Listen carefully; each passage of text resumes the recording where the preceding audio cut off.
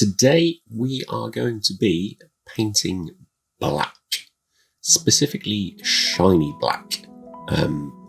So first step, as you can see here, is Dark Reaper, which is a nice dark green tinted paint, which makes for a really good base for non-metallic black. And you're just putting it in where the light would hit. You're just using this as your highlight, effectively.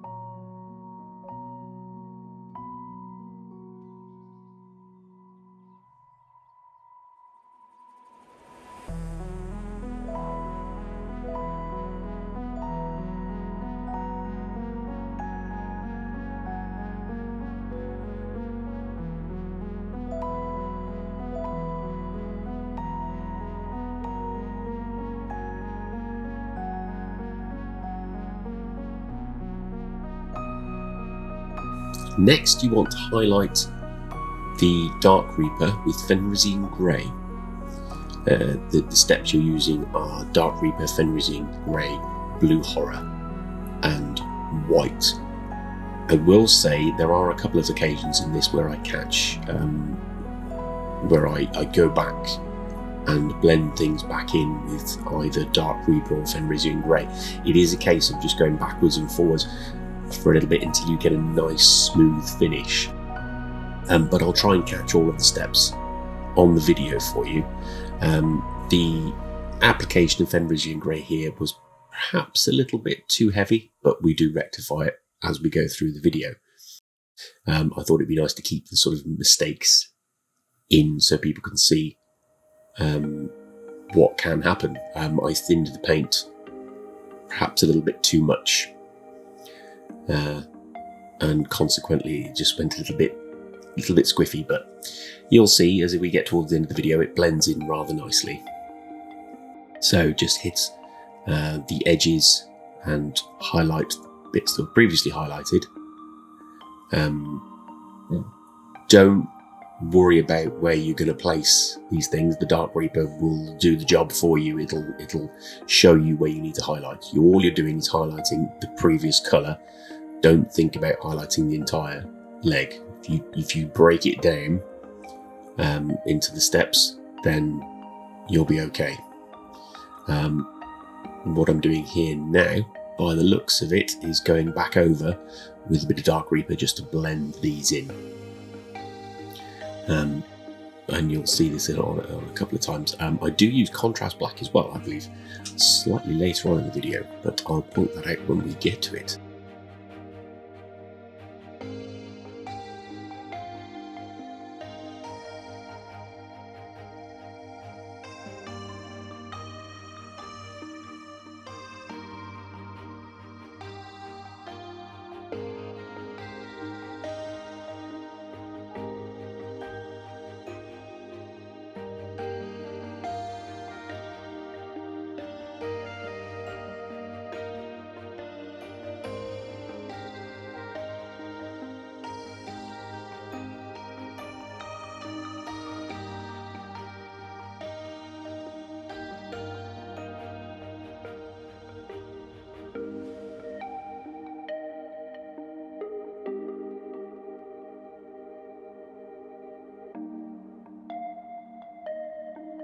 So now we're on to the Blue Horror stage, and that is just picking out very sharp highlights. So you're not covering as much as you did with either the Dark Reaper or the Fenrisine Grey. And I don't know if I caught it on camera, but once I've applied the Blue Horror, I just go back in with a little bit of Fenrisine Grey and just sort of feather the edges just a touch. Like I said previously, just keep going backwards and forwards, and you'll eventually you'll smooth it out, and you'll see on the model as it starts to look shinier and shinier as you add brighter and brighter highlights. So just keep persevering with it. If you're using really, really thin layers, make sure you let everything dry before you apply another layer, and just keep going backwards and forwards. For a high level paint job, that's fine. That is something that you will need to do, especially if you want to tackle golden teaming competitions or things like that.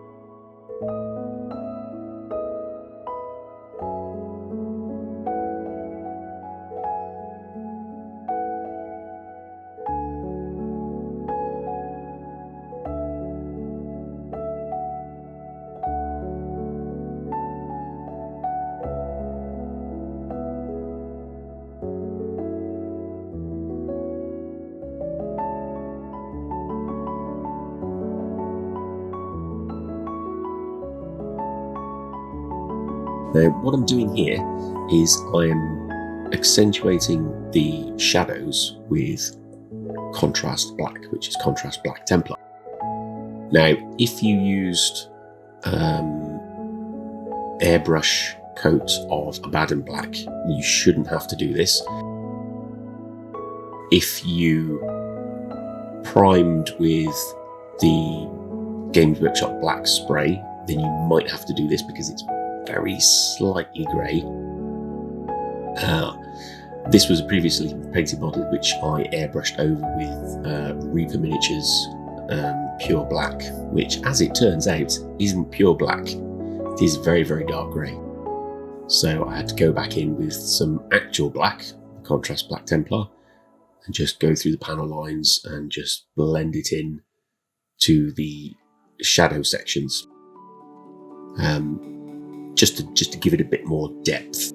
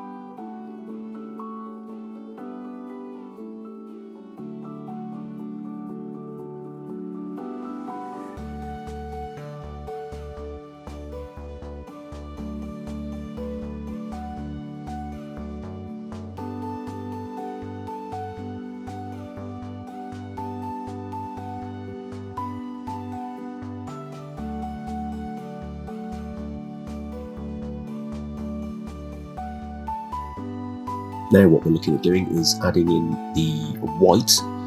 Just put that in the very, very smallest places, just sharp highlights on the edges of the panels within the previous layers of blue horror. And a nice trick is also to put it on edges next to a dark section, so it really brings out the shiny look.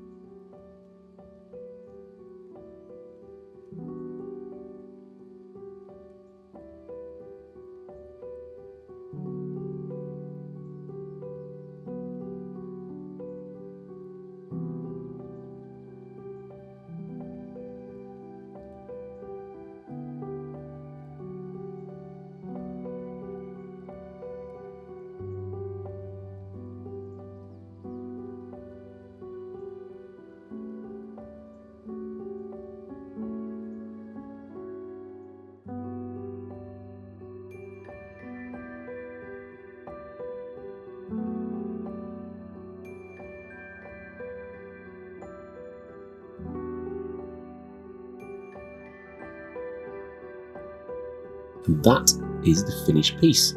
Hope you enjoyed that. Don't forget to like and subscribe. Thanks very much. Bye bye.